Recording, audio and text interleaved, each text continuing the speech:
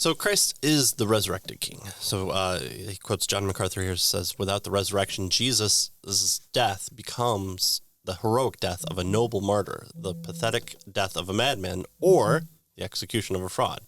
Thus, the symbol of Christianity and its hope-giving proclamation must be an empty cross accompanied by an empty sepulcher, or, the tomb, with light bursting forth from its bowels. It has to be that. It's not just enough.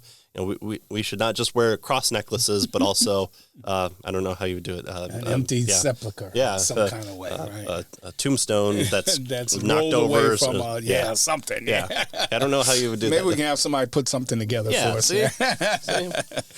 So only the resurrection transforms the cross from a symbol of despair to a symbol of hope. So obviously Christians, one of the reasons that we care for it. In fact, some of the earliest graffiti that we have of Christianity is the Jesus fish or the cross, and they're inscribed on Roman graves and in the cemeteries, and so the reason that we can look on to the hope of the cross is that's where our sin goes to die, and that's where the exchange is made of Christ's righteousness. But it's nothing without the resurrection, and so we have to keep those 3 days in focus, and it's why Christians celebrate both Good Friday and Easter as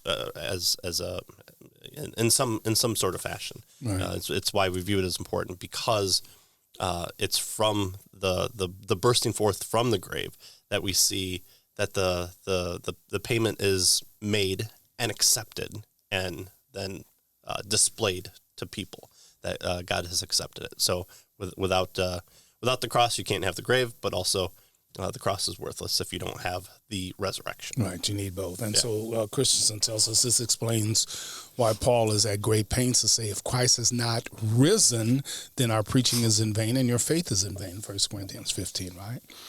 Ladd, he mentions, acknowledges that the truth claims of the Christian faith are historical claims. The truth about salvation is not merely about what Jesus taught, but about who he is and what he came to do. Right.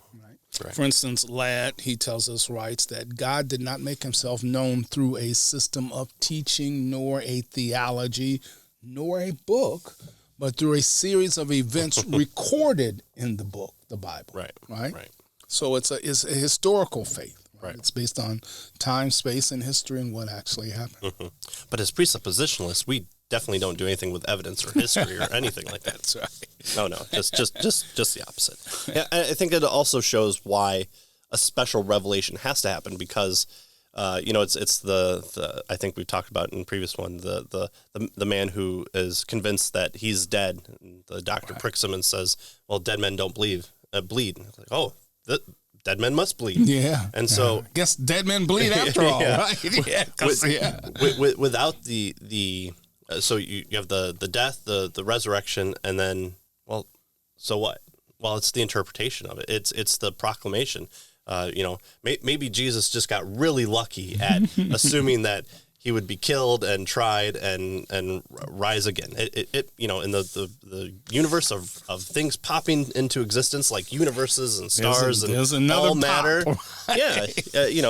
Things deteriorate over time, and so death obviously has to deteriorate over time too.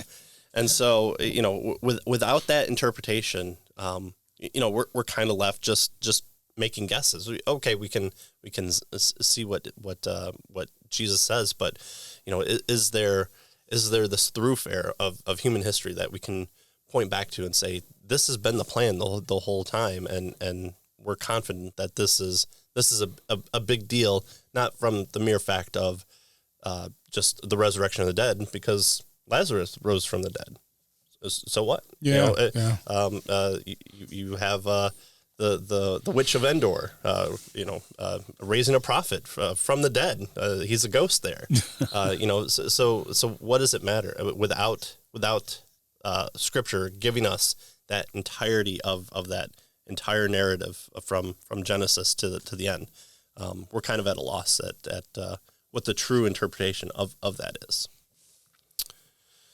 All right, but the resurrection, however, is more than historical fact. When God raised Jesus from the dead, he placed his stamp of approval on the meritorious work of the cross. The resurrection vindicates every atoning deed that Christ accomplished on the cross to satisfy God's demand necessary for the reconciliation of sinners to himself and the redemption from the curse of sin and death and the devil and the whole panoply of corruptions that have marred this present existence in the cosmos. Right.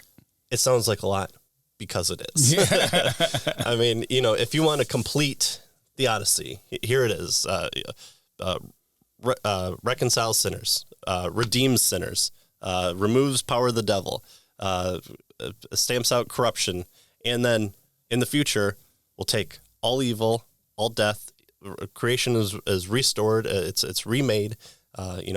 Everything is not just put back in its place, but exalted. Again, that J shape that we've been looking at. So yes, it's a big deal. Yeah. And so the cross then was an unexpected response to evil, Christensen tells us, for the sovereign of the universe, defeating sin and death by one who has an immortal nature and no sin, and who then suddenly becomes sin and dies is, ironic, unexpected, unconventional, and he says, dare we say, subversive expression of divine wisdom and power. Foolishness, right, in 1 Corinthians 1:18, foolishness is wisdom, weakness is power. And that's what we see, right, in this death and resurrection.